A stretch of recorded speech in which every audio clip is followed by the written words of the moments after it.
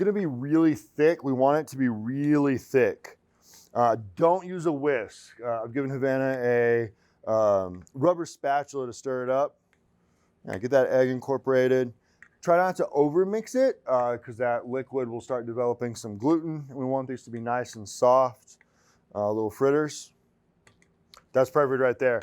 I've got a little scooper here so we can get it into our oil. And you want them to kind of stick, like they shouldn't fall out. That's how thick we want it, so that when we drop it into the oil, it's gonna hold its shape. But before we do that, we're gonna turn this into 2 different variations.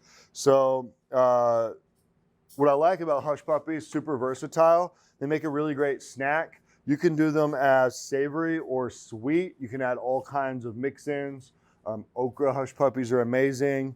We're gonna do 2 different variations on the Hush Puppies, but there are 1,000 combinations you can come up with.